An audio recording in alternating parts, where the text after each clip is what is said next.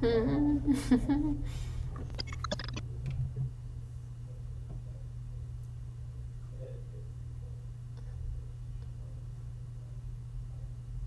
Okay.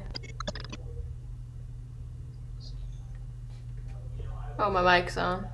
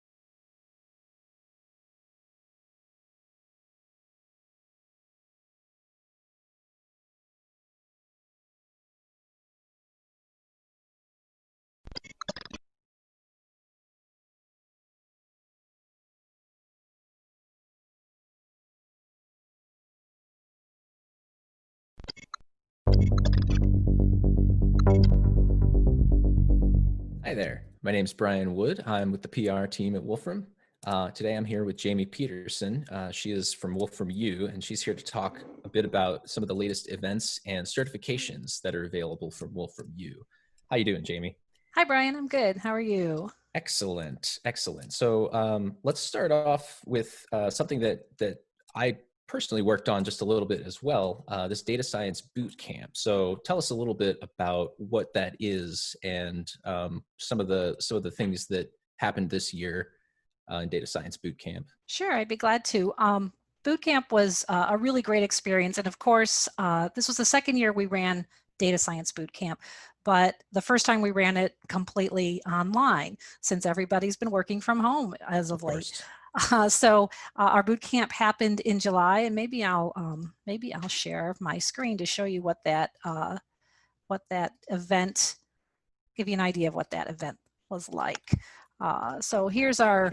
our boot camp page. It happened at the end of July, and we ended up with about 40 very enthusiastic attendees, really with a range of Wolfram language experience. Many were beginners, new to the language. We had students, we had professional and academic researchers. We just kind of had the whole gamut, and many of them came with projects that they had an interest in, maybe related to their own personal research. And we Mhm. encouraged them to kind of bring a publicly available data set or their own private data that they wanted to explore as part of this boot camp. Very cool. So what kinds of projects did you have coming through there then? Just pretty wide variety, I suppose. Yeah, that's definitely true. And that was really one of the really fun aspects about it. Um, let me get my notebook on in front of me here to take a look at that. Refresh myself on some of these specific projects. Boy, it really was a wide range. We had one professor who was looking at foreign documents and trying to make a judgment of the readability in the text. And maybe I can show one of those visualizations. It might be cool. We actually have this in a blog post. So if you're interested to see more of these details, I'm sharing some of those here. But this is from Professor Vlacho's project. And yeah, it was funny. The conclusion he made is that Jean Reno's is easier to read for an English speaker. That was interesting. That was kind of fun. Just based on some French Wikipedia articles. Exactly, right. Pulling the data from Wikipedia. Then another project was personal fitness data, and our camper Vlad, a CS student, explored data collected from his Apple Watch, and has some visualizations here showing about, and this one here is predicting, let's see. Right, so it looks like, the predicting workout type. So he's got all these different workout types, which and actually the thing that I found impressive about this was the accuracy, just based on so few examples. And he definitely, I know he was looking for more data. He was asking everyone, hey, does anyone else have more data I can work with? So he was very enthusiastic about that. Right, and saw some pretty good results with that. Tim is one of our own Wolfram staff people that chose to participate in the boot camp, and he was building a custom neural network to look at word and sentence sequences. And this visualization is from his project here. Was this one you had a chance to look at, Brian? Yeah, a little bit. Some of the anomalies there, I think, were kind of interesting. I wouldn't have thought about what kinds of letters are commonly replaced to make a different word, or to respell or correct the spelling of a word. But some of those the things you see listed there, like the fact that J is often replaced with M. I don't know why that's the case, but I find it really interesting to sort of, and I can only imagine some of the additional things that Tim may have found in there.